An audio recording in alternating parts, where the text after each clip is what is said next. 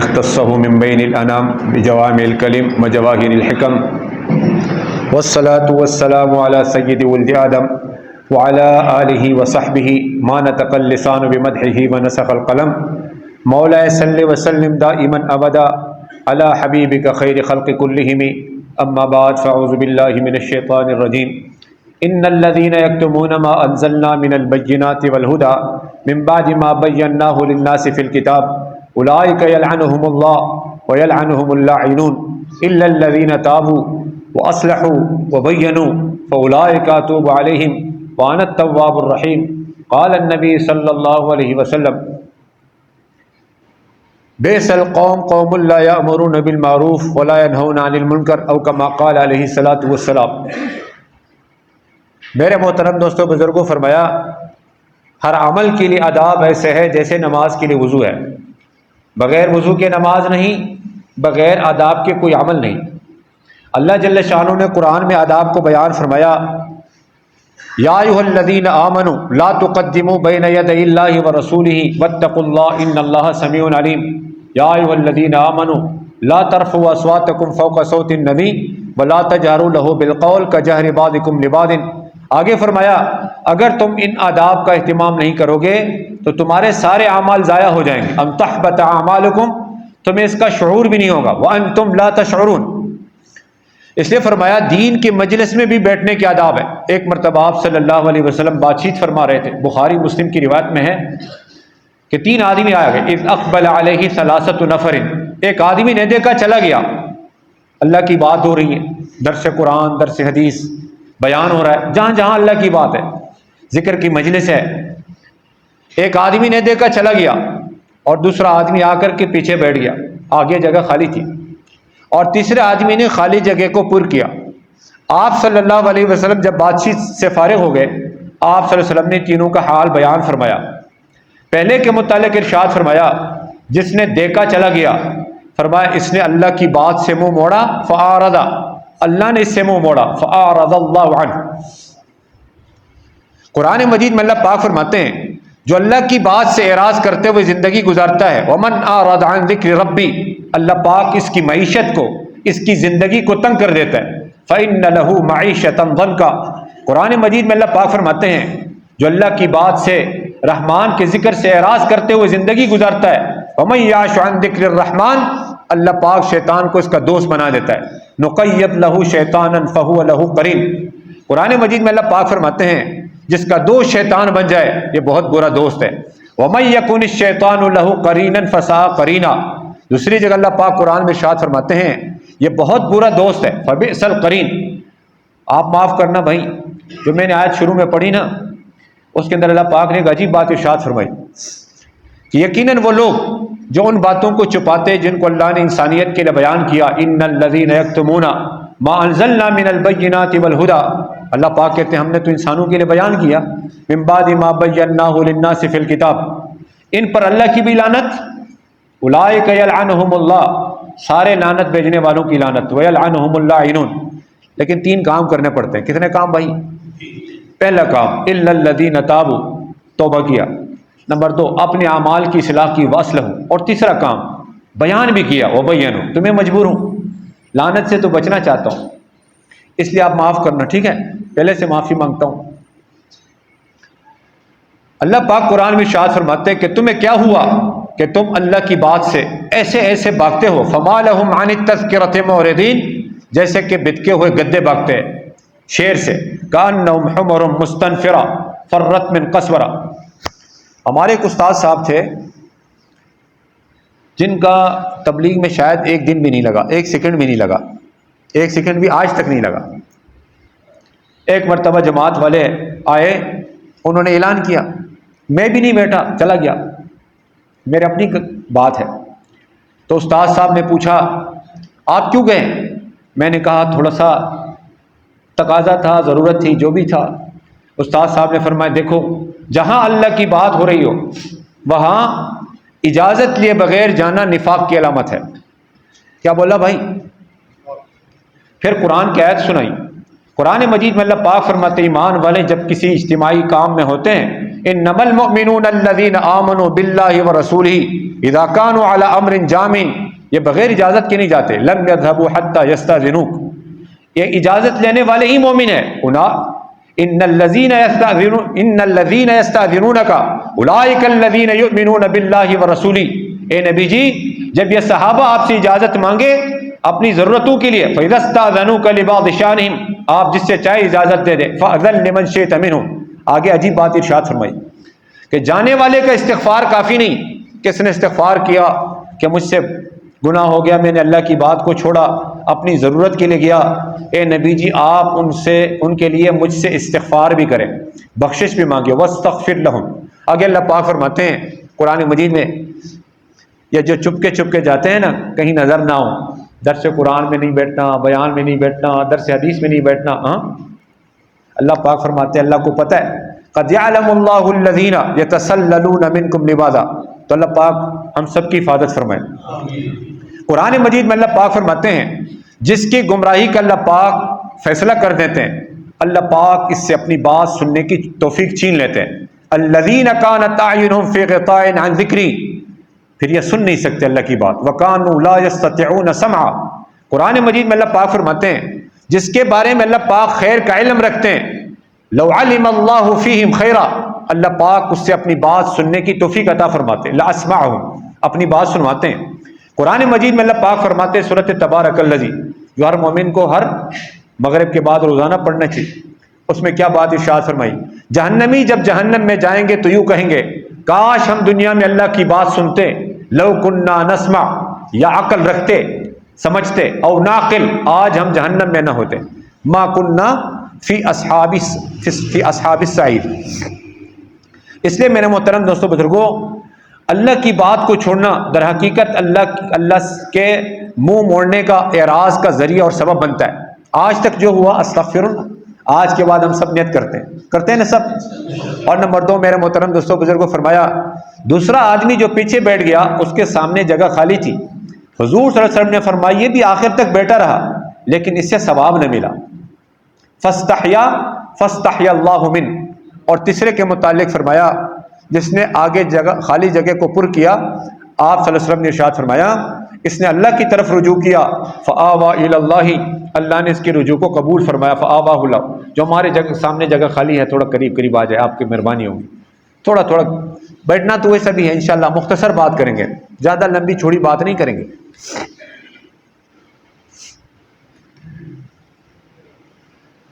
میرے محترم دوستوں بزرگوں، فرمایا رمضان یہ اللہ کے ناموں میں سے ایک نام ہے.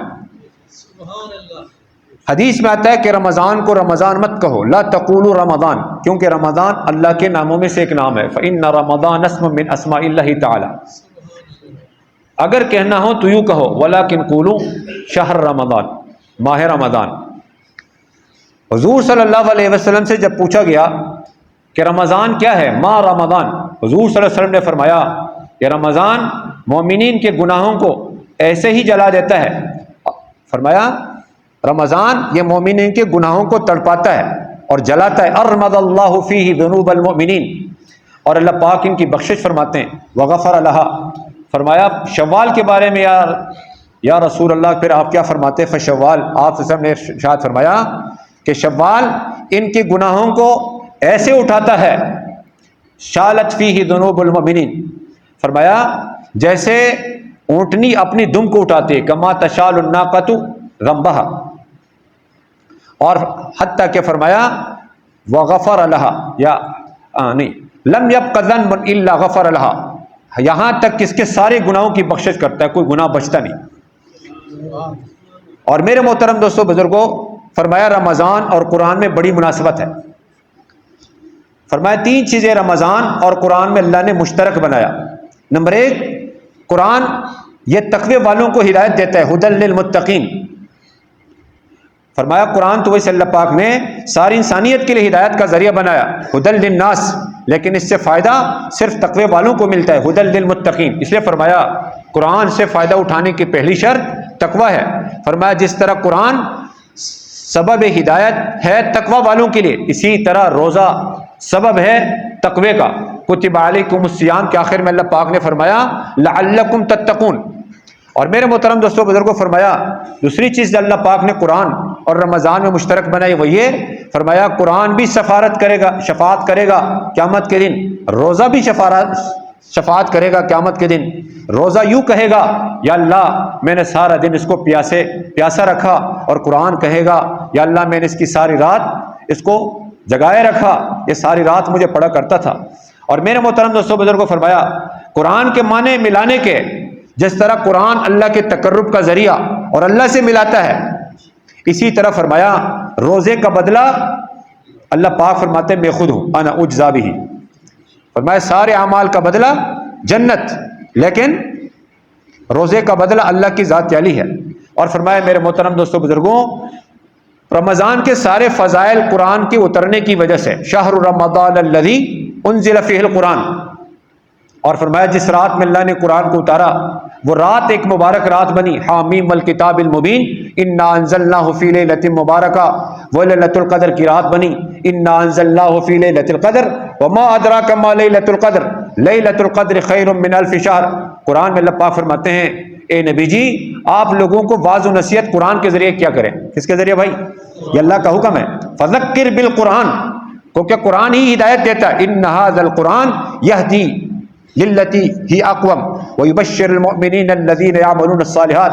قرآن کے ذریعے اللہ پاک بہت ساروں کو ہدایت دیتا ہے اور بہت ساروں کو گمراہ بھی کرتا ہے، یہدی بہ کثیرا ویضل بہ کثیرا ویہدی بہ کثیرا وما یضل بہ الا الفاسقین۔ اور میرے محترم دوستوں بزرگوں، قرآن مجید میں اللہ پاک ارشاد فرما رہے ہیں کہ قرآن ذریعہ نصیحت ہے، ان ھذہ تذکرہ فمن شاء اتخذ الی ربہ سبیلا، سورۃ مزمل کے اندر اور سورۃ دہر کے اندر، ان ھذہ تذکرہ فمن شاء اتخذ الی ربہ سبیلا کلا انھا تذکرہ کلا انہ تذکرہ فمن شاء ذکر۔ اس لیے میرے محترم دوستوں بزرگوں، فرمایا جس طرح نماز اللہ کا حکم ہے، اقیم الصلاۃ وآتوا الزکاۃ، اسی طرح قرآن سننا یہ بھی اللہ کا حکم ہے، واستمع فاستمع، قرآن میں جگہ جگہ واسمعوا۔ اور کافروں کا یہ شیوہ قرآن نے یہ بتایا کہ کافر لوگ یوں کہا کرتے تھے، وقال الذین کفروا، خیال رکھنا قرآن نہ سننا، لا تسمعوا لہذا القرآن، کیا کہا بھائی؟ قرآن نہ سننا، اور جب قرآن پڑھا جائے تو شور شرابہ کرنا، والغوا فیہ، شاید تم غالب آ جاؤ، لعلکم تغلبون۔ اس لیے میرے محترم دوستوں بزرگوں، ایک نیت تو ہم نے یہ کرنی ہے، فرمایا ایک مستقل سنت ہے، آپ صلی اللہ علیہ وسلم قرآن سنا کرتے تھے، اور خاص طور پر اللہ پاک نے توفیق عطا فرمائی الحمدللہ آپ حضرات کو، تو آپ سب حضرات کو مبارک بھی ہو۔ دیکھو فرمایا نیکی تجھے خوش کرے، اذا سرت کا حسنتک، اور گناہ تجھے غمگین کرے تو یہ ایمان کی علامت ہے، وساعت کا سیئاتک فانت مؤمن۔ فرمایا جتنے نیک اعمال انسان کرتا ہے، اللہ قرآن میں فرماتے ہیں یہ اللہ ہی کی توفیق سے کرتا ہے۔ شعیب علیہ السلام نے اپنے قوم سے کہا وما توفیقی الا باللہ، تو الحمدللہ اللہ پاک نے توفیق عطا فرمائی۔ آپ صلی اللہ علیہ وسلم کے پاس رمضان المبارک میں حضرت جبرائیل علیہ السلام ہر رات کو تشریف لاتے تھے، آپ صلی اللہ علیہ وسلم کے ساتھ قرآن کا دور کرتے تھے، یدارسہ القرآن۔ اور جس سال آپ صلی اللہ علیہ وسلم کا انتقال ہوا، 2 مرتبہ آپ صلی اللہ علیہ وسلم کو دور کرایا، تو رمضان میں رات کے وقت قرآن کا دور کرنا حضور صلی اللہ علیہ وسلم کی سنت ہے، حضور صلی اللہ علیہ وسلم کی۔ اس لیے میرے محترم دوستوں بزرگوں، لیکن میرے محترم دوستوں بزرگوں، بات یہ ہے کہ حضور صلی اللہ علیہ وسلم نے صحابہ کو قرآن سیکھنے سے پہلے ایمان سکھایا تھا۔ آج ہم میں سے کس کس نے ایمان سیکھا؟ جندب بن عبداللہ رضی اللہ تعالیٰ عنہ، یہ بخاری کے راوی میں سے، وہ فرماتے ہیں کہ ہم حضور صلی اللہ علیہ وسلم کے ساتھ تھے، کننا مع النبی صلی اللہ علیہ وسلم، ہم نوجوان ونحن فتیان، ابھی تک بالغ نہیں ہوئے، حذاویر قریب البلوغ تھے، قرآن سیکھنے سے پہلے ہم نے ایمان سیکھا، فتعلمنا الایمان قبل ان نتعلم القرآن، پھر ہم نے قرآن سیکھا، ثم تعلمنا القرآن، اپنے ایمان میں اضافہ کیا۔ حضرت خالد ابن معدان رضی اللہ تعالیٰ فرماتے ہیں کہ حضور صلی اللہ علیہ وسلم نے ارشاد فرمایا تم یقین کو ایسا سیکھو، تعلم الیقین، جیسے تم قرآن کو سیکھتے ہو، کما تتعلمون القرآن، تاکہ تم اللہ کی ذات کو پہچان سکو، حتی تعرفو، آگے حضور صلی اللہ علیہ وسلم نے ارشاد فرمایا پس یقیناً میں خود ایمان سیکھ رہا ہوں، فانی اتعلم، حضور صلی اللہ علیہ وسلم تو سیکھ رہے، لیکن آج کے مسلمان کو ایمان سیکھنے کی ضرورت نہیں ہے۔ حضرت حذیفہ رضی اللہ تعالیٰ عنہ اپنے زمانے کے تابعین سے کہہ رہے ہیں ہم ایک ایسی قوم ہے، انا قوم، ہمیں ایمان دیا گیا قرآن سے پہلے، اوتینا الایمان قبل ان نؤتی القرآن، تم ایک ایسی قوم ہو، وانکم قوم، کہ تمہیں پہلے قرآن دیا گیا، اوتیتم القرآن، ایمان دینے سے پہلے، قبل ان تؤتی القرآن۔ حضرت عبداللہ ابن عمر رضی اللہ تعالیٰ عنہ فرماتے ہیں میں نے زندگی کا بڑا عرصہ گزارا، عشنا برہتم من دہرنا، ہم میں سے ہر آدمی کو پہلے ایمان دیا جاتا تھا قرآن سے پہلے، فإن أحدنا يؤتى الایمان قبل القرآن، پھر میں نے لوگوں کو دیکھا، ثم رأيت رجالا، وہ قرآن پہلے سیکھتے ہیں ایمان بعد میں، فإن أحدهم يؤتى القرآن قبل الایمان، تو عمل کے اعتبار سے صفر، عمل کے اعتبار سے، اس لیے فرمایا پورے قرآن کا سیکھنا ہر مسلمان مرد عورت پر فرض نہیں ہے، لیکن میرے محترم دوستوں بزرگوں فرمایا پورے قرآن پر عمل کرنا موقع محل کے اعتبار سے، احکامات پر عمل کرنا ہر مسلمان کے ذمے فرض عین ہے۔ فرمایا قیامت کے دن اللہ کے دائیں ہاتھ میں قرآن ہوگا، اللہ پاک فرمائیں گے جس نے تیری قدردانی کی تو اس کو جنت میں داخل کر، اور جس نے تیری ناقدری کی تو اس کو جہنم میں پھینک۔ فرمایا قرآن پر عمل نہ کیا تو قرآن کی قدر نہ کی گویا۔ اور میرے محترم دوستوں بزرگوں فرمایا رمضان کے جو روزے فرض کیے گئے، فرمایا یہ قرآن کے شکرانے کے طور پر کیے گئے۔ علماء نے لکھا کہ رمضان کے روزے اللہ جل شانہ نے جو فرض کیے یہ قرآن کے شکرانے کے طور پر، اس لیے میرے محترم دوستوں بزرگوں سب سے پہلا کام مسلمان کا کیا ہے؟ نبی کی ذمہ اللہ پاک نے 3 کام لگائے۔ کتنے کام لگائے بھائی؟ قرآن مجید میں اللہ پاک نے 4 جگہ ذکر فرمایا، سورۃ بقرہ میں 2 جگہ، ربنا وبعث فیہم رسولا منہم، پہلا کام قرآن پڑھ پڑھ کر کے سناؤ، یتلو علیہم آیاتہ، دوسرا کام ویزکیہم تزکیہ، تیسرا کام قرآن کی تعلیم، ویعلمہم الکتاب والحکمہ، اور دوسری جگہ کما ارسلنا فیکم رسولا منکم یتلو علیکم آیاتنا تلاوت، ویزکیکم تزکیہ، ویعلمکم الکتاب والحکمہ، اور کتاب اور حکمت کی تعلیم۔ تیسری جگہ اللہ نے 4 پارے کے اندر ذکر فرمایا لقد من اللہ علی المؤمنین اذ بعث فیہم رسولا منہم، پہلی ذمہ داری یتلو علیہم آیاتہ، دوسری ذمہ داری ویزکیہم، تیسری ذمہ داری ویعلمہم الکتاب والحکمہ، اور میرے محترم دوستوں بزرگوں 4تھی جگہ اللہ نے قرآن میں ارشاد فرمایا سورۃ جمعہ کے اندر والذی بعث فی الامیین رسولا منہم، پہلا کام یتلو علیہم آیاتہ، گویا کہ حضور صلی اللہ علیہ وسلم مبلغ اعظم، دوسرا کام ویعلمہم الکتاب، اور گویا کہ حضور صلی اللہ علیہ وسلم معلم اعظم، اور تیسرا کام ویزکیہم، فرمایا گویا کہ حضور صلی اللہ علیہ وسلم مرشد اعظم، اور فرمایا والحکمہ، گویا کہ حضور صلی اللہ علیہ وسلم مصلح اعظم۔ اس لیے میرے محترم دوستوں بزرگوں حضور صلی اللہ علیہ وسلم کا کام جس طرح قرآن کا سکھانا تھا، اسی طرح میرے محترم دوستوں بزرگوں ایمان کا بھی سکھانا تھا۔ نبی جی کی براہ راست اللہ پاک نے قرآن میں تربیت فرمائی، اس لیے میرے محترم دوستوں بزرگوں قرآن سے ایمان کا سبق لینے کا ذریعہ علماء کرام ہے، قرآن کے سے ایمان کا سبق، کیونکہ قرآن کا اساسی موضوع ہدایت ہے۔ آج اگر ہم سے کوئی پوچھے بھائی ہدایت کس سے کہتے ہیں، پتہ ہے بھائی؟ جی کسی نے مفتی صاحب سے پوچھا کہ بھائی ہدایت کس سے کہتے ہیں؟ نماز کے رکعت میں دعا مانگ رہا ہے اہدنا الصراط المستقیم، اللہ مجھے ہدایت عطا فرما، لیکن میرے محترم دوستوں بزرگوں فرمایا آج تک مفتی صاحب سے نہیں پوچھا۔ نمبر 2، کسی نے مفتی صاحب کے پاس آ کر کے پوچھا مفتی صاحب مجھے ذرا یہ بتاؤ ایمان کس سے کہتے ہیں؟ اچھا مفتی صاحب ذرا مجھے یہ بتاؤ اسلام کس سے کہتے ہیں؟ اچھا مفتی صاحب مجھے یہ بتاؤ ایمان اسلام میں کیا فرق ہے؟ مفتی صاحب یقین کس سے کہتے ہیں؟ ایمان اور یقین میں کیا فرق ہے؟ دونوں ہے کہ الگ الگ ہے؟ مفتی صاحب ایمان بالغیب کس سے کہتے ہیں؟ آج تو مسلمان کو یہ معلوم ہے کن باتوں سے وضو ٹوٹ جاتا ہے، لیکن یہ نہیں معلوم کن باتوں سے ایمان چلا جاتا ہے۔ دیکھو میرے محترم دوستوں بزرگوں حضور صلی اللہ علیہ وسلم اور انبیاء علیہ السلام کی ایمانی تربیت براہ راست اللہ نے کی، صلی اللہ علیہ وسلم کی ایمانی تربیت اللہ نے بذر وحی بذر قرآن کی، کیونکہ آپ صلی اللہ علیہ وسلم کو اللہ پاک نے ہدایت براہ راست عطا فرمائی۔ جیسے مفتی صاحب نے ابھی سورۃ والضحیٰ میں پڑھا وَوَجَدَكَ ضَالًّا فَهَدَىٰ، آپ تو ناواقف تھے، آپ کو ہدایت کس نے دی؟ اللہ نے دی۔ قرآن مجید میں اللہ پاک ارشاد فرما رہے ہیں وَيَهْدِيَكَ صِرَاطًا مُسْتَقِيمًا، صراط مستقیم کی طرف آپ کی رہبری تو ہم ہی کریں گے۔ اللہ جل شانہ نے حضور صلی اللہ علیہ وسلم کی جگہ جگہ ایمانی تربیت فرمائی. ایک مرتبہ آپ صلی اللہ علیہ وسلم تشریف لائے, صحابہ کرام رضوان اللہ علیہم اجمعین ہنس رہے ہیں. آپ نے ارشاد فرمایا اگر معلوم ہو جائے جو مجھے معلوم ہے, لو تعلمون ما علم, تو تم کم ہنسو گے زیادہ رہو گے, لضحکتم قلیلا ولبکیتم کثیرا. آپ صلی اللہ علیہ وسلم نے ارشاد فرمایا میں وہاں سے 40 قدم آگے نہیں گیا تھا, ما خطوت 40 خطوہ.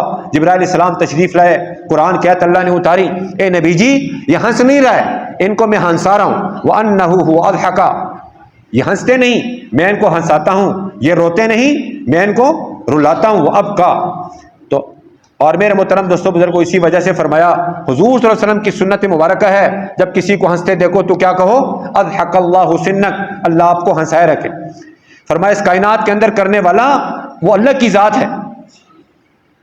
حضور صلی اللہ علیہ وسلم سے اہل مکہ نے یہود مدینہ کے کہنے پر 3 سوالات کیے. پہلا سوال یہ کیا کہ آپ یہ فرما دیجئے کہ روح کیا چیز ہے, اور دوسرا سوال یہ کیا کہ ذوالقرنین کون تھا, اور تیسرا سوال یہ کہ اصحاب کہف کون تھے. آپ صلی اللہ علیہ وسلم نے ارشاد فرمایا کل جواب دوں گا. آپ صلی اللہ علیہ وسلم سوچ رہے تھے کہ کل جبرائیل السلام تشریف لائیں گے, مجھے جواب بتائیں گے, میں جواب دوں گا انشاءاللہ, کہنا بھول گئے. 17 دن تک اللہ پاک نے وحی کے سلسلے کو روکے رکھا. 17 دن کے بعد جب جبرائیل علیہ السلام تشریف لائے تو سب سے پہلی آیت یہ اتاری, اے نبی جی ہرگز یہ مت کہنا کہ میں کل ایسا کروں گا, لا تقولن لشیء انی فاعل, کیونکہ کرنے والی ذات یہ اللہ کی ذات ہے. اللہ پاک نے, جیسے ابھی ہم نے تراویح میں سنا, اللہ پاک نے 2 جگہ اللہ پاک نے قوم عاد کو ہلاک کرنے کے لیے 8 دن 7 راتیں ہواؤں کو مسخر فرمایا. سخرها علیہم 7 لیال و8 ایام حسوما فطر القوم فیہا سرا کانہم اعجاز نخل خاویہ. اللہ پاک نے یہ نہیں فرمایا خس و خاشاک کی طرح اڑایا قوم عاد کو, لیکن اللہ نے یہ نہیں فرمایا کہ دیکھ ہوا نے کیا کیا, بلکہ اللہ نے یوں فرمایا کہ دیکھ تیرے رب نے قوم عاد کے ساتھ کیا کیا. الم تر کیف فعل ربک بعاد. دیکھو میرے محترم دوستو بزرگوں, اللہ پاک چونکہ قادر ہے, مقتدر ہے, علی کل شیء قدیر ہے, وکان اللہ علی کل شیء مقتدرا. اللہ اس بات پر قدرت رکھتا ہے کہ ساری دنیا کے طاقتوروں کی اسکیموں کو فیل کر دے اور اپنی اسکیم چلا دے. وہ یتیم کے ذریعے چلائے, نبی کے ذریعے. دیکھو ایک طرف ابلہا کا لشکر, ہاتھی کا لشکر, ہاں قدرت والا طاقت والا, اور ایک طرف صرف بیت اللہ جس کا کوئی رکھوالا نہیں. مکے والے بھی چھوڑ کر کے چلے گئے تو اللہ پاک نے پرندوں کے ایک جھنڈ کو بھیجا, طیرن ابابیل. طیر کہتے ہیں پرندوں کو اور ابابیل کہتے ہیں جماعت. ہم تو کہتے ہیں بابیل نے ان کو غرق کیا, ایسا ہی نہیں, اللہ پاک معاف فرمائے. طیرن کے معنی پرندے اور ابابیل نے جھنڈ. تو اللہ پاک نے قرآن میں فرمایا دیکھ تیرے رب نے حالوں کے ساتھ کیا, یہ نہیں فرمایا کہ دیکھ پرندوں نے. الم تر کیف فعل ربک باصحاب الفیل. اور آگے اللہ پاک فرماتے ہیں ان پتھروں سے, چھوٹے چھوٹے پتھروں سے وہ کائے ہوئے کی طرح بنے نہیں. اللہ پاک فرماتے ہیں میں نے ان کو کائے ہوئے بھسے کی طرح بنایا. فجعلہم کعصف ماکول. ایک اور جگہ قرآن میں اللہ پاک فرماتے ہیں ہم نے داؤد علیہ السلام کے ساتھ پہاڑوں کو مسخر کیا. یہ تسبیح پڑھتی تھی, سخرنا داؤد الجبال یسبحنا, اور پرندے. آگے اللہ پاک فرماتے ہیں کر لے ہم ہی وکننا فاعلین. اس لیے فرمایا میرے محترم دوستو بزرگوں, اور جگہ قرآن میں اللہ پاک فرماتے ہیں ہم آسمانوں کو لپیٹیں گے قیامت کے دن سے تم کرتے ہو. یوم نطوی السماء کطی السجل للکتب کما بدأنا اول خلق نعید. یہ ہمارے ذمہ وعدہ ہے, وعدا علینا. آگے اللہ پاک فرماتے ہیں کرنے والے ہم ہیں, انا کننا فاعلین. اس کائنات کے اندر جو کچھ ہو رہا ہے اس کا کرنے والا کون ہے بھائی؟ اللہ ہے. اس لیے میرے محترم دوستو بزرگوں اس بات کو روزانہ بولنا پڑے گا. کیا کرنا پڑے گا بھائی؟ زمین آسمان کے درمیان کا نظام کون چلا رہا ہے؟ یدبر الامر من السماء الى الارض. زمین آسمان کے درمیان کس کا امر چل رہا ہے؟ یتنزل الامر بینہن. یہ مخلوق کس کی ہے بھائی؟ اور امر یہاں کون چلا رہا ہے؟ الا لہ الخلق والامر. لیکن صبح سے شام تک ہم کیا کہتے ہیں, پاکستان کا نظام کون چلا رہا ہے جی؟ اللہ چلا رہا ہے یا کسی اور کی طرف منسوب کرتے ہیں؟ اللہ پاک ہم سب کو توفیق عطا فرمائے. وہب ابن منبہ نے وما تشاءون الا یشاء اللہ. اللہ پاک فرماتے ہیں تم چاہنے میں بھی میری چاہت کے محتاج ہو, تم چاہ نہیں سکتے ہو جب تک میں نہ چاہوں. وما تشاءون الا یشاء اللہ رب العالمین.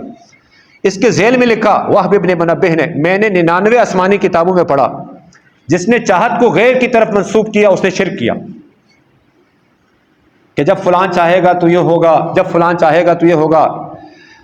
حضور صلی اللہ علیہ وسلم نے جبرائیل امین سے عرض کیا، اے جبرائیل امین 17 دن گزر گئے آپ کے آنے میں، آپ اگلے دن آ جاتے، مجھے کہتے، میں انشاءاللہ کہہ دیتا، مسئلہ حل ہو جاتا۔ جبرائیل علیہ السلام نے فرمایا، اے نبی جی میں بھی اللہ کے امر کے بغیر نہیں آ سکتا، وما انا تنزل الا بامر ربک۔ غزوہ احد میں بعض صحابہ نے بعض سے کہا، اللہ پاک نے قرآن میں ارشاد فرمایا، انہوں نے زمانے جاہلیت کا گمان کیا، ظنون ظن الجاہلیہ، ہمارے ہاتھ میں بھی کچھ ہے، هل لنا من الامر من شیء۔ اے نبی جی سے فرما دیجئے، قل، سب کچھ ایک اللہ کے ہاتھ میں، ان الامر کلہ للہ، آج سے پہلے بھی کس کا حکم تھا؟ للہ الامر من قبل، آج کے بعد بھی کس کا امر چلے گا؟ ومن بعد۔ حضور صلی اللہ علیہ وسلم نے 1 مہینہ مسلسل، جب آپ صلی اللہ علیہ وسلم کو غزوہ احد میں زخم لگا، آپ صلی اللہ علیہ وسلم نے بخاری شریف کی روایت میں کہ وہ قوم کیسے کامیاب ہوگی جنہوں نے اپنے نبی کو زخمی کیا، کیف یفلح قوم شجوا نبیہم، اور مشکات شریف کی روایت میں کہ آپ صلی اللہ علیہ وسلم نے بڑی بد دعائیں دی، اللہم لعن علی رعل و ذکوان۔ آپ صلی اللہ علیہ وسلم نماز پڑھا رہے تھے، یہ بد دعائیں کر رہے تھے، اللہ نے قرآن اتارا، اے نبی جی آپ کے ہاتھ میں بھی کچھ نہیں، لیس لک من الامر شیء، لیس لک من الامر، سب کچھ کس کے ہاتھ میں بھائی؟ اللہ کے ہاتھ میں سب کچھ، سب سے پہلے۔ نمبر 2، اللہ سب کچھ کرتے ہیں، کب کرتے ہیں بھائی؟ کب کرتے ہیں معلوم ہے؟ مسلمانوں کے حق میں جب یہ سر سے لے کر ناخون تک محمدی بن جائیں۔ آج تو الحمدللہ کسی نہ کسی درجے میں اللہ کو بیان کرتے ہیں، لیکن محمد الرسول اللہ کو کوئی بیان نہیں کرتے۔ جی بیان کرتے ہیں بھائی۔ آپ کو معلوم ہے کہ اللہ جل شانہ نے حضور صلی اللہ علیہ وسلم کے طفیل اس دنیا کو بنایا تھا۔ حضور صلی اللہ علیہ وسلم نے ارشاد فرمایا، میرے پاس جبرائیل علیہ السلام تشریف لائے، اتانی جبرائیل، کہنے لگے یا محمد اگر آپ نہ ہوتے میں دنیا کو نہ بناتا، لولا ما خلقت الدنیا، اور ایک روایت میں فرمایا آپ نہ ہوتے میں جنت جہنم کو نہ بناتا، لولا ما خلقت الجنت والنار۔ ایک روایت میں اللہ پاک نے حضرت آدم علیہ السلام سے فرمایا، اے آدم اگر یہ نہ ہوتے میں تجھے بھی نہ بناتا، لولا ہوا ما خلقتک۔ آپ کو معلوم ہے کہ حضور صلی اللہ علیہ وسلم کو اللہ پاک نے کب نور نبوت سے نوازا تھا؟ معلوم ہے کب نبوت عطا فرمائی تھی؟ 40 سال کی عمر میں۔ تو یہ جواب 100% غلط ہے۔ کتنا فیصد غلط ہے؟ آپ صلی اللہ علیہ وسلم سے جب پوچھا گیا کہ آپ کو اللہ پاک نے کب نور نبوت سے نوازا تھا، من متا وانت نبی، فرمایا میں اس وقت نبی تھا جب آدم علیہ السلام کا بھی وجود نہ تھا، کنت نبیا وآدم بین الروح والجسد، اور ایک روایت کے اندر فرمایا ابھی تو یہ گارے اور مٹی کے درمیان تھے، وَإِنَّ آدم لَمُنْجَدِلٌ فِي طِينَتِهِ، یہ تو ابھی گارے میں تھے۔ اس وقت اللہ پاک نے حضور صلی اللہ علیہ وسلم کو نور نبوت، کیونکہ فرمایا سب سے پہلے 3 چیزوں کا ذکر آتا ہے، سب سے پہلے اللہ نے 3 چیزوں کو بنایا۔ ایک روایت میں فرمایا سب سے پہلے اللہ نے عقل کو بنایا، اول ما خلق اللہ العقل، اور ایک روایت میں فرمایا اللہ پاک نے سب سے پہلے قلم کو پیدا فرمایا، اول ما خلق اللہ القلم، اور ایک روایت میں فرمایا اللہ پاک نے سب سے پہلے حضور کے نور کو اپنے نور سے بنایا، اول ما خلق اللہ نور نبیک من نوری۔ اور میرے محترم دوستو بزرگوں، فرمایا عالم ارواح میں اللہ جل شانہ نے سارے روحوں سے ایک وعدہ لیا، وَإِذْ أَخَذَ رَبُّكَ مِنْ بَنِي آدَمَ مِنْ ظُهُورِهِمْ وَذُرِّيَّتَهُمْ وَأَشْهَدَهُمْ عَلَىٰ أَنفُسِهِمْ أَلَسْتُ بِرَبِّكُمْ۔ پھر اللہ پاک نے سارے نبیوں کی ارواح کو الگ کر کے ایک دوسرا میثاق اور وعدہ لیا، لَقَدْ أَخَذَ اللَّهُ مِيثَاقَ النَّبِيِّينَ، جب میرا حبیب آئے گا، لَمَّا آتَيْتُكُم کتاب و حکمہ ثم جاءکم رسول مصدق لما معکم، تم سب ان پر ایمان بھی لاؤ گے، لتؤمنن بہ، ان کی مدد بھی کرو گے، ولتنصرن۔ اور میرے محترم دوستو بزرگوں، اللہ جل شانہ نے سارے نبیوں کو اپنے نام سے پکارا قرآن میں، یا زکریا، یا موسیٰ، یا عیسیٰ، یا یحییٰ، کہیں قرآن میں یا محمد نہیں، اس لیے فرمایا یا محمد کہنا بے ادبی ہے۔ قرآن میں 128 جگہ اللہ نے حضور صلی اللہ علیہ وسلم کو خطاب کیا، کہیں یا محمد نہیں، کہیں فرمایا یا ایھا المزمل، کہیں فرمایا یا ایھا المدثر، کہیں فرمایا ایھا الرسول، کہیں فرمایا یا ایھا النبی، کہیں فرمایا طٰہٰ، کہیں فرمایا یاسین، کہیں فرمایا حامیم، حتیٰ کہ اللہ نے ایک آیت میں حضور صلی اللہ علیہ وسلم اور حضرت ابراہیم علیہ السلام کے تذکرے کو جمع فرمایا۔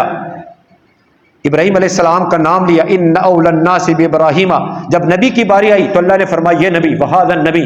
اور میرے محترم دوستو بزرگوں، 3 جگہ اللہ نے محمد کا نام ذکر کیا، اور تینوں جگہ اللہ نے حضور صلی اللہ علیہ وسلم کی رسالت کو بیان کیا۔ سورۃ فتح میں محمد الرسول اللہ، اور سورۃ نساء آل عمران میں ما کان محمد ابا احد من رجالکم ولکن رسول اللہ، سورۃ احزاب میں یہ، اور سورۃ نساء میں، سورۃ آل عمران نساء وما محمد الا رسول قد خلت من قبلہ الرسل۔ میرے محترم دوستو بزرگوں، ایک مرتبہ جبرائیل علیہ الصلوۃ والسلام تشریف لائے، حضور صلی اللہ علیہ وسلم سے کہا کہ میرا رب اور آپ کا رب پوچھتا ہے، ان ربی و ربک یقول، کیا آپ کو پتہ ہے کہ میں نے آپ کے ذکر کو کیسے بلند کیا؟ اتدری کیف رفعت ذکرک، تو اس نے فرمایا اللہ اور اس کا رسول بہتر جانتے ہیں۔ حضور صلی اللہ علیہ وسلم نے ارشاد فرمایا اللہ و رسول عالم، اللہ اکبر۔ تو اللہ جل شانہ کی طرف سے جبرائیل علیہ السلام نے فرمایا اے نبی جی، جہاں میرا ذکر ہوگا وہاں تیرا ذکر ہوگا، اینما ذکرت ذکرت معی۔ اللہ پاک نے جب لوح محفوظ لکھا، لوح محفوظ کب لکھا بھائی؟ زمین آسمان کی تخلیق سے 50,000 سال پہلے لکھا یا 40,000 سال پہلے لکھا، دونوں روایتیں۔ اللہ پاک نے لوح محفوظ کے شروع میں لکھا ان اللہ کتب فی صدر لوح المحفوظ لا الہ الا انا وحدی محمد عبدی ورسولی۔ اور میرے محترم دوستو بزرگوں، حضرت عبداللہ ابن عباس رضی اللہ تعالیٰ فرماتے ہیں عرش کے 1000 زبان ہیں۔ کتنے زبان ہیں بھائی عرش کے؟ وَلَهُ أَلْفُ لِسَانٍ، یہ اللہ کی ایک تسبیح پڑھتی ہے، اس میں کیا کہتے ہیں؟ یُسَبِّحُ اللَّهُ لَا إِلَهَ إِلَّا أَنَا وَحْدِي لَا شَرِيكَ لِي مُحَمَّدٌ عَبْدِي وَرَسُولِي۔ آج میرے محترم دوستو بزرگوں، میں معذرت چاہتا ہوں، ہمیں حضور صلی اللہ علیہ وسلم سے محبت نہیں ہے۔ حضور صلی اللہ علیہ وسلم کے تذکرے کرنے میں ہمیں مزہ آتا ہے بھائی؟ جی نہیں آتا۔ اللہ جل شانہ کو حضور صلی اللہ علیہ وسلم سے کتنا پیار تھا، فرمایا جس سے انسان کو پیار آتا ہے پھر اس کے در و دیوار سے حتیٰ کہ اس کے کتے سے بھی اس کو پیار ہوتا ہے۔ اللہ پاک کو حضور صلی اللہ علیہ وسلم سے اتنا پیار تھا کہ اللہ نے قرآن میں آپ کی ذات تو اپنی جگہ، ایک جگہ حضور کے زمانے کی قسم کہی والعصر، دو جگہ اللہ نے قرآن میں آپ صلی اللہ علیہ وسلم کے شہر کی قسم کہی والتین والزیتون وطور سینین وہذا البلد الامین لا اقسم بہذا البلد وانت حل بہذا البلد۔ حضرت عبداللہ ابن عباس رضی اللہ تعالیٰ فرماتے ہیں حضور صلی اللہ علیہ وسلم سے زیادہ معزز مکرم اللہ نے کسی ہستی کو نہ بنایا، اسی وجہ سے اللہ پاک نے کسی کی زندگی کی قسم نہیں کہی، اللہ نے قرآن میں حضور کی عمر کی قسم کہی، اے میرے محبوب تیرے عمر کی قسم لعمرک انہم لفی سکرتہم یعمہون۔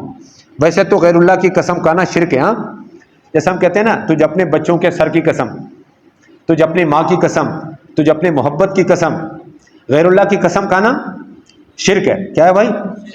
لیکن اللہ پاک شرک سے مبرہ ہے۔ لعمرک انہم لفی سکرتہم، آپ کے عمر کی قسم اے میرے حبیب۔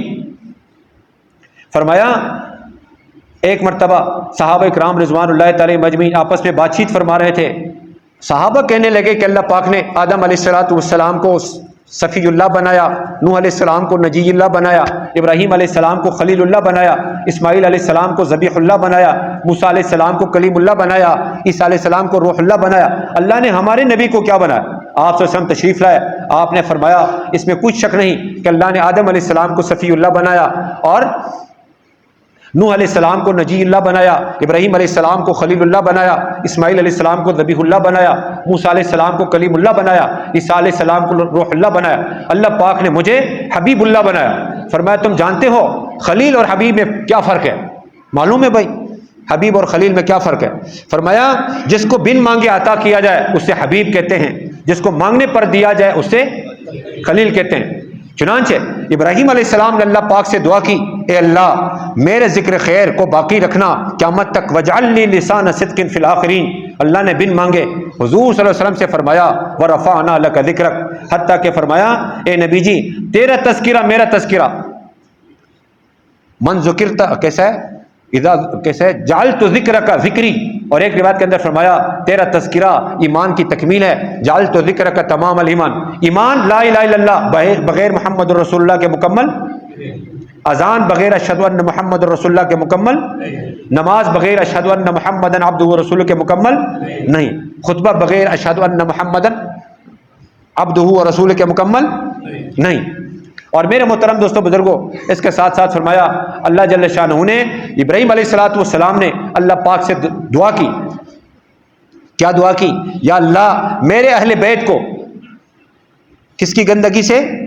وجنبنی وبنی ان نعبد الاصنام، بتوں کی گندگی سے بچانا۔ اللہ پاک نے بن مانگے حضور صلی اللہ علیہ وسلم سے فرمایا میں نے آپ کے اہل بیت کو ہر قسم کی گندگی سے پاک کیا.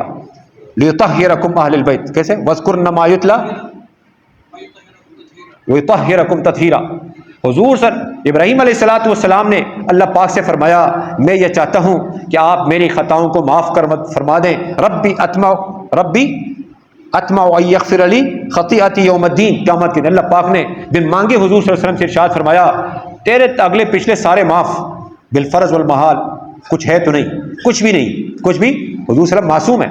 اللہ نے قرآن میں فرمایا لیغفر لک اللہ ما تقدم من ذنبک وما تاخر. حضور صلی اللہ علیہ وسلم نے ارشاد فرمایا مجھے سب سے بہترین زمانے میں پیدا کیا گیا. بعثت من خیر قرون قرن بنی آدم قرنا فقرنا حتی کنت من القرن الذی کنت فیہ. حضور صلی اللہ علیہ وسلم نے ارشاد فرمایا اللہ نے ابراہیم علیہ السلام کے اولاد میں سے بنی اسماعیل کو چنا. ان اللہ اصطفیٰ من ولد ابراہیم اسماعیل. اور اللہ پاک نے اسماعیل علیہ السلام کے اولاد میں سے کنانہ کو چنا. واصطفیٰ من ولد اسماعیل کنانتا. اور فرمایا کنانہ سے اللہ پاک نے قریش کو چنا. واصطفیٰ من بنی کنانۃ قریش. اور قریش سے اللہ پاک نے مجھے چنا. واصطفانی من قریش. اور ایک روایت کے اندر فرمایا ایک مرتبہ آپ صلی اللہ علیہ وسلم منبر پر تشریف فرما ہوئے لوگوں سے پوچھا کہ میں کون ہوں؟ من انا. لوگوں نے کہا انت رسول اللہ، آپ اللہ کے رسول ہے. حضور صلی اللہ علیہ وسلم نے ارشاد فرمایا میں محمد بن عبداللہ ہوں. انا محمد بن عبداللہ. پھر فرمایا اللہ پاک نے مخلوق کو بنایا. ان اللہ خلق الخلق، مجھے سب سے بہترین مخلوق میں بنایا. فجعلنی فی خیرہم، پھر اللہ پاک نے مخلوق کو دو ٹکڑے میں تقسیم کیا. ثم جعلہم فرقتین، مجھے بہترین ٹکڑے میں رکھا. فجعلنی فی خیرہم فرقتن، پھر فرمایا اللہ پاک نے پھر ان کو قبائل میں تقسیم کیا. ثم جعلہم قبائل، مجھے بہترین قبیلے میں پیدا کیا. فجعلنی فی خیرہم قبیلہ، پھر اللہ پاک نے ان کو گھروں میں تقسیم کیا. ثم جعلہم بیوتا، اللہ نے مجھے سب سے بہترین گھر میں رکھا. فجعلنی فی خیرہم بیتا، میں گھر کے اعتبار سے بھی سب سے اعلیٰ. فانا خیرہم بیتا، ذات کے اعتبار سے بھی سب سے اعلیٰ. و نفسا، قیامت کا دن ہوگا میرے محترم دوستوں بزرگوں، فرمایا سب سے پہلے قبر سے اٹھنے والا حضور صلی اللہ علیہ وسلم نے ارشاد فرمایا میں ہوں گا. انا اول من ینشق عنہ القبر. اور ایک روایت میں فرمایا سب سے پہلے زمین مجھے اوپر پھینکے جس سے زمین پٹھے گا. انا اول من تنشق عنہ الارض. اور ایک روایت کے اندر فرمایا قیامت کے دن سب سے پہلے شفاعت کرنے والا میں ہوں گا. انا اول شافع. اور ایک روایت کے اندر فرمایا سب سے پہلے شفیع میں ہوں گا جس کی شفاعت قبول ہوگی. انا اول شفیع انا اول مشفع. اور ایک روایت کے اندر فرمایا قیامت کے دن سب سے پہلے جنت کا دروازہ میں کٹکھٹاؤں گا. انا اول من یقرع باب الجنہ. پھر فرمایا ایک روایت کے اندر فرمایا خازن پوچھے گا فاستفتح، میں کھلنے کی درخواست کروں گا. خازن پوچھے گا فیقول الخازن من انت، آپ کون ہو؟ میں کہوں گا انا محمد بن عبداللہ. فرمایا مجھے یہی حکم ہے کہ تجھ سے پہلے کبھی اس دروازے سے کوئی داخل نہیں ہوگا. بکو امرت اللہ افتح لاحد قبلک، اور میرے ساتھ امت کے فقراء مومنین ہوں گے. ومعی فقراء المؤمنین. اور فرمایا قیامت سب سے پہلے نکلنے والا میں ہوں گا. انا اول خروجا. اور فرمایا میں قائد ہوں گا، قیادت. وانا قائد ہوں، میں ان کا خطیب ہوں گا جب خاموش ہوں گے. وانا خطیبہم اذا انصتوا. اور فرمایا جب یہ مایوس اس وقت میں ان کی بات کروں گا. وانا مسرعہم اذا یئسوا. اور پھر فرمایا قیامت کے دن چابیاں اور کرامت میرے ہاتھ ہوں گے. وبید الکرامۃ والمفاتیح بیدی. اور فرمایا اس وقت قیامت کے دن حمد کا میرے ہاتھ میں ہوگا. یدی لواء. فرمایا آدم علیہ السلام کر مجھ تک سارے نبی میرے جھنڈے کے جمع ہوں گے. ما من نبی آدم فمن اللہ تقوی. کہ میرے محترم بزرگوں فخر کی بات نہیں ولا فخرہ، میں جس کی کو کوئی نہیں کر سکتا اسی طرح محمد رسول اللہ کو کوئی بیان نہیں کر سکتا. قرآن مجید اللہ جل شانہ کو حضور سے اتنا پیار تھا کہ 6 جگہ اللہ نے حضور صلی اللہ علیہ وسلم کے چہرے کو ذکر فرمایا. کتنی جگہ بھائی؟ 6 جگہ. اور 7-8 جگہ اللہ نے قرآن میں حضور کے دل کو ذکر فرمایا. جو قرآن اللہ نے اتارا یہ حضور کے دل پر اتارا. تنزیل الکتاب کیسے؟ وَإِنَّهُ لَتَنزِيلُ رَبِّ الْعَالَمِينَ نَزَلَ بِهِ الرُّوحُ الْأَمِينُ عَلَى قَلْبِكَ. ایک اور جگہ قُلْ مَنْ كَانَ عَدُوًّا لِجِبْرِيلَ فَإِنَّهُ نَزَّلَهُ عَلَى قَلْبِكَ، آپ کے دل پر، آپ کے دل پر. ایک اور جگہ فَإِن يَشَإِ اللَّهُ يَخْتِمْ عَلَى قَلْبِكَ. ایک اور جگہ مَا كَذَبَ الْفُؤَادُ مَا رَأَى. ایک اور جگہ كَذَلِكَ لِنُثَبِّتَ بِهِ فُؤَادَكَ. اور ایک اور جگہ لِنُثَبِّتَ بِهِ فُؤَادَكَ. یہ قرآن کے اندر اللہ نے ذکر فرمایا، اور 4 جگہ اللہ نے حضور صلی اللہ علیہ وسلم کی آنکھوں کو ذکر فرمایا، ما زاغ البصر وما طغى لا تمدن عینیک لا تمدن عینیک لا تعد عیناک۔ اور میرے محترم دوستوں بزرگوں، فرمایا 4 جگہ اللہ نے حضور کے سینے کو ذکر فرمایا، الم نشرح لك صدرك وَلَقَدْ نَعْلَمُ أَنَّكَ يَضِيقُ صَدْرُكَ الف لام میم صاد کتاب انزل الیک فلا یکن فی صدرک۔ اسی طرح 3 جگہ اللہ نے حضور صلی اللہ علیہ وسلم کی زبان کو ذکر فرمایا، 2 جگہ فإنما یسرناہ بلسانک، اور ایک جگہ لا تتحرک بہ لسانک، ایک جگہ اللہ پاک نے حضور کے پشت کو ذکر فرمایا الذی انقض ظہرک، اور ایک جگہ اللہ پاک نے حضور کے رخسار کو ذکر فرمایا لا تصعر خدک للناس۔ اس لیے میرے محترم دوستوں بزرگوں، فرمایا جس سے انسان کو پیار ہوتا ہے اس کی ہر عادات سے انسان کو پیار لگتا ہے۔ آج مسلمان اللہ کو مانتا ہے، اللہ کی نہیں مانتا، حضور کو مانتا ہے، حضور کی نام حضور کی نہیں مانتا۔ آج مسلمان حضور کے نام پر سیرت کے جلسے کرنے کو تیار ہے، سیرت اپنانے کو تیار نہیں۔ سیرت دیکھو میرے محترم، معاف کرنا آپ، اگر صرف محبت ہوگی تو ابو طالب کہلائے گا، اطاعت نہ ہوگی۔ کیا نہ ہوگی بھائی؟ اگر صرف محبت ہوگی، اطاعت نہ ہوگی، فرمانبرداری نہیں ہوگی، کیونکہ اطاعت کا حکم ہے۔ جس طرح اللہ کی اطاعت کا حکم، ویسے نبی کی اطاعت کا فرمایا اطاعت صرف اللہ کا ہی حق ہے، مطاع حقیقی صرف اللہ کی ذات ہے۔ نبی کی اطاعت اللہ کے حکم کی وجہ سے، یا ایھا الذین آمنوا اطیعوا اللہ واطیعوا الرسول، نبی کی اطاعت اللہ کی اطاعت، من یطع الرسول فقد اطاع اللہ، نبی کو اللہ نے اطاعت ہی کے لیے بھیجا، وما ارسلنا من رسول الا لیطاع باذن اللہ، اس طرح قرآن ہے۔ اگر اطاعت ہو محبت نہ ہو تو یہ منافقین ہے۔ سچ بتاؤ بھائی، شادی کس نے نبی کے طریقے پر کی بھائی؟ کسی نے؟ کانے کی سنتوں کو، نبی کی کانے کی سنتوں کو کس نے زندہ کیا؟ زندہ کیا بھائی، پسند بھی ہے یا نہیں ہے؟ جب میری شادی ہوئی تو میرے دوستوں نے میرا مذاق اڑایا، بارات لے جانا یہ ہندو کا طریقہ ہے، ہندو کا سنت ہے، ہندو کی سنت ہے نا، تاریخ طے کرنا کہیں اسلام میں نہیں۔ برکت کے واسطے حضور صلی اللہ علیہ وسلم کو عبد الرحمن بن عوف نے اپنی شادی پہ نہیں بلایا کہ حضرت فلاں حضرت میرا نکاح پڑھائے گا۔ حضور صلی اللہ علیہ وسلم نے پوچھا عبد الرحمن آپ نے نکاح کیا؟ فرمایا جی ہاں۔ فرمایا مہر میں کیا دیا؟ فرمایا تھوڑا سا سونا۔ فرمایا ولیمہ کرنا اگرچہ ایک بکری کیوں نہ ہو، اولم ولو بشات، حضور صلی اللہ علیہ وسلم کو مدعو نہیں کیا۔ اور میرے محترم دوستوں بزرگوں، حضور صلی اللہ علیہ وسلم نے میمونہ رضی اللہ عنہ سے سفر میں شادی کی، مقام شریف پر، اور وہی رخصتی ہوئی، وہی اس کی تدفین بھی وہیں پر ہے۔ حضرت میمونہ رضی اللہ عنہ کی تدفین بھی مقام شریف پہ۔ کبھی کہیں آج تک کراچی میں ہمارے دوست کی شادی تھی تو اس نے کہا بھائی آپ آ کر کے وہاں بیان کریں۔ جو میرا دوست تھا اس کا بیٹا ساتھ تھا، تو اس نے کہا چاچو، اپنے والد سے کہنے لگے کہ چاچو آج کون سا گانا گائیں گے، کیونکہ اس نے شادی میں صرف گانا گاتے ہوئے دیکھا تھا۔ جی کبھی اللہ رسول کی بات کو شادی کے موقع پر کرتے نہیں دیکھا تھا۔ تو اسلامی شادی کس نے دیکھی بھائی؟ جب میری شادی ہوئی تو میرا سسر میرے گھر میں جب لے کر کے آیا تو دوست کہنے لگے کہ آپ کی شادی تو نیند میں ہوئی ہے، کیونکہ سنت طریقے کے مطابق ہوئی۔ نمبر 2، حضور صلی اللہ علیہ وسلم گھر حضور صلی اللہ علیہ وسلم جیسے بنانا، پکی اینٹ سے گھر بنانے والا اس امت کا فرعون ہے۔ میں نے اس لیے پہلے آپ سے معذرت چاہیے، پکی اینٹ سے گھر بنانے والا اس امت کا فرعون ہے۔ حضرت عمر رضی اللہ عنہ فرماتے ہیں کہ اس امت کا فرعون پکی اینٹ سے گھر بنانے والا، سب سے پہلے اینٹ کو پکا بنانے والا فرعون ہے قرآن میں، اوقد لی یا حمان والا 3۔ بڑے گھروں میں ہمیشہ فرعون رہے، چھوٹے گھروں میں کون رہے بھائی؟ انبیاء علیہ السلام۔ آپ کا کمرہ کتنا تھا؟ 3 قبر بنے، چھوٹے گائز جب آپ سجدہ کرتے تو ہم عائشہ اپنے پاؤں کو ایسا کبھی موت آپ کے دستر پر 2 سال نہیں، ایک کہاں پر جمع ہونا طریقہ صحابہ سے زیادہ دینے والے اللہ معاف فرمائے۔ ہمارا اس لیے آپ کو بتانا آپ مانا ہو رہا تھا، میں نے ممبر رسول پر آپ کس کی کرتے ہیں؟ ہمارا بھی ممبر نہیں ہوتا۔ کیا بولا بھائی؟ معاف فرمائے۔ ایسا ہی نا بغیر استری کی کپڑے پہننے کو میں تیار نہیں. حضرت عمر رضی اللہ عنہ نے کپڑے بدلے بیت المقدس کے موقع پر. سواری بولا میرا بدل رہا ہے، لیکن آج کا مسلمان کوئی نہیں بدلتا. صلی اللہ علیہ وسلم کو قرآن میں منع فرمایا آپ دنیا کی زیب و زینت کی طرف آنکھ اٹھا کے بھی نہ دیکھ. لا تمدن عینیک الی ما متعنا، فرمایا جیسے حرام کو دیکھنا منع ویسے حلال کو دیکھنا بھی منع ہے قرآن میں. لا تعد عیناک عنہم ترید زینت الحیات الدنیا. فرمایا قالین پر نماز پڑھنا جائز تو ہے لیکن حضور صلی اللہ علیہ وسلم کا سنت طریقہ نہیں. پکا مسجد بنانے کا بھی حکم نہیں ہے.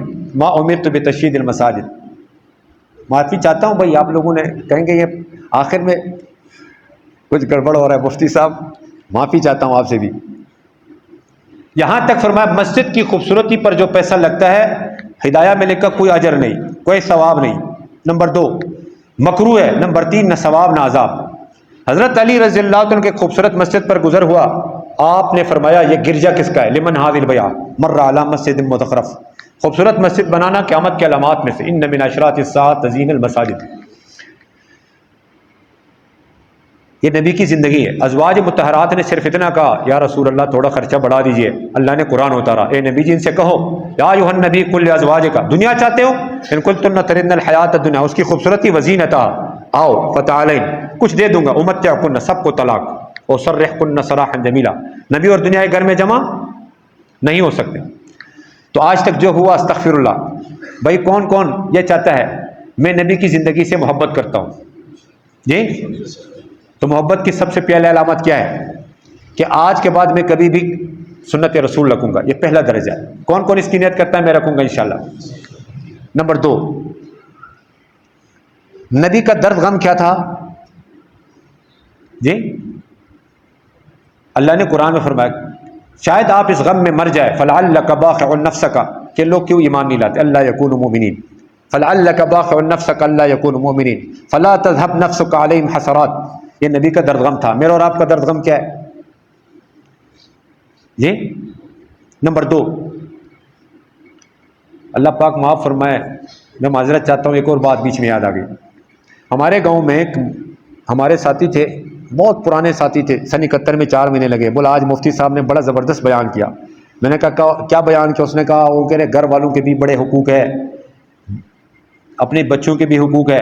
میں نے کہا اچھا، وہ پتہ ہے وہ حدیث حضور صلی اللہ علیہ وسلم نے کب بیان کیا؟ بولا کب بیان کیا؟ ایک صحابی کی حضور صلی اللہ علیہ وسلم نے، حضور صلی اللہ علیہ وسلم کے پاس ایک صحابی تشریف لایا. بولا میں نے اپنے بیٹے کی شادی کرائی، لیکن آج میں نے اپنے بہو سے پوچھا 3 دن گزرنے کے بعد کہ کیسے پایا میں نے میرے بیٹے کو. اس نے کہا یہ پوری رات کھڑا رہتا ہے مصلے پہ اور دن کو روزہ رکھتا ہے، یہ تو میری طرف دیکھتا نہیں.